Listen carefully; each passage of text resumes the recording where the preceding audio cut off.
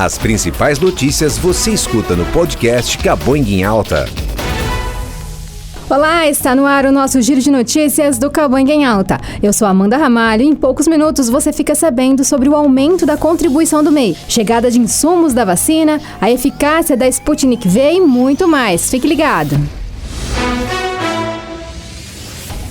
O valor que os microempreendedores individuais, os MEIs, devem pagar de contribuição mensal para o INSS aumentou. O reajuste, que passou a valer no dia 1º de fevereiro, é previsto por causa do novo valor do salário mínimo, R$ 1.100, em vigor desde janeiro. Agora, o empreendedor deve desembolsar R$ 55 mensais, o equivalente a 5% do valor do mínimo.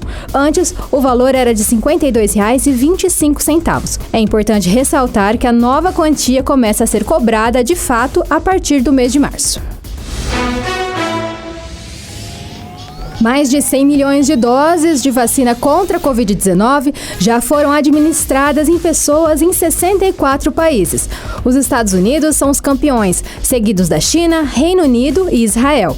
O Brasil aparece em 8º lugar no ranking dos países que mais vacinaram suas populações, apesar da imunização por aqui ter começado 40 dias depois do Reino Unido e Estados Unidos.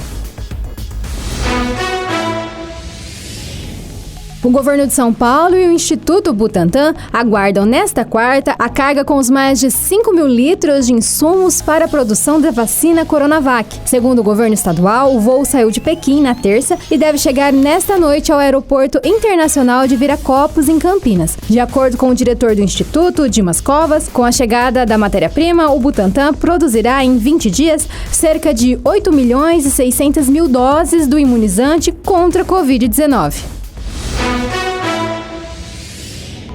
E a vacina Sputnik V, desenvolvida pelo Instituto Russo de Pesquisa para a Covid-19, teve eficácia de 91,6% contra a doença, segundo resultados preliminares publicados na revista científica The Lancet, uma das mais respeitadas do mundo. A eficácia contra casos moderados e graves da doença foi de 100%. A vacina é a quarta a ter resultados publicados em uma revista. Quando isso acontece, significa que os dados foram revisados e validados por outros cientistas.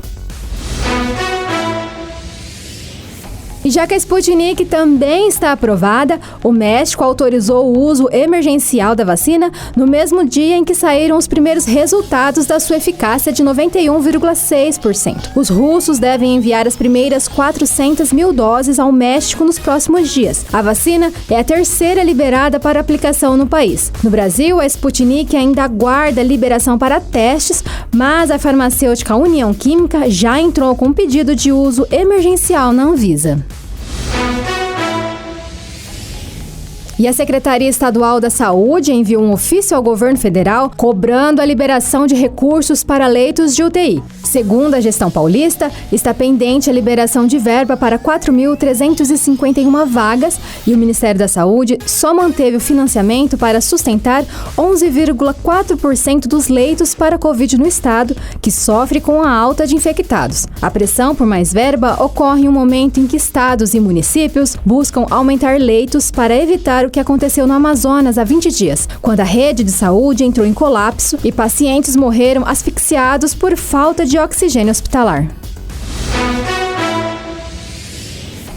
Os especialistas que compõem o Centro de Contingência contra a Covid-19 e que assessoram o governo do estado são contra possíveis flexibilizações da quarentena definida pelo Plano São Paulo. Hoje, parte do estado está na fase 1, que é a vermelha, e parte na fase 2, a laranja, mas todas as regiões adotam a etapa mais restritiva todos os dias durante a noite. Em função da diminuição de 8% no número de internações, o governo passou a admitir a possibilidade de retirar essa restrição adicional. A reclassificação geral das regiões no plano está marcada para sexta-feira. E a vacina contra a Covid-19, desenvolvida pela AstraZeneca e a Universidade de Oxford, reduz a transmissão do vírus em 67% desde a primeira dose. Segundo uma análise dos testes clínicos, que ainda deve passar pela revisão dos pares antes da sua publicação, as pessoas vacinadas não estão apenas protegidas contra sintomas graves da doença, mas têm menos probabilidade de se infectar. E o governo de São Paulo passou a divulgar os números do vacinômetro com a divisão das doses aplicadas em cada cidade. Os dados estão disponíveis no vacinajá.sp.gov.br/vacinômetro. E mostram que 628 dos 645 municípios já estão imunizando as suas populações contra o coronavírus, seguindo a ordem dos grupos prioritários. E um rapaz que ficou quase 11 meses em coma acordou para a felicidade da família, mas sem saber do pesadelo que o mundo vive com a pandemia da Covid-19, que já matou mais de 2 milhões de pessoas no planeta. Joseph Flavio foi atropelado por um carro em março de 2020, semanas antes do início do primeiro lockdown britânico, onde ele vive. E tem mais, durante o período em que ficou inconsciente, ele teve a doença 2 vezes e se recuperou. E quase um ano após o início da pandemia, o Brasil ultrapassou 226 mil mortes por coronavírus. Contudo, 3 dos 144 municípios do Noroeste Paulista passaram por esse período sem registrar nenhum óbito pela Covid-19. Segundo o levantamento feito pelo G1, as cidades de Vitória Brasil, Rubiácea e Bento de Abreu, no interior de São Paulo, não tinham entrado para a estatística até a tarde de ontem. E a pandemia afeta a doação de órgãos para transplantes em Rio Preto. O número de pessoas em fila aumentou e hoje muitas pessoas aguardam pelas cirurgias. O cenário de fluxo maior de pacientes é agravado pela menor oferta de órgãos. O último transplante de pulmão, por exemplo, foi realizado em dezembro pelo HB. O serviço tinha sido interrompido em julho porque haviam muitos pacientes na UTI e era difícil achar um órgão viável. A nova alta dos casos de Covid voltou a dificultar o processo, embora o serviço não tenha sido paralisado. E lembre-se que a pandemia ainda não acabou, hein? Se você precisar sair, saia de máscara, tenha sempre álcool em gel na bolsa e lave as mãos assim que possível. Eu sou Amanda Ramalho e esse foi o nosso Cabanha em Alta.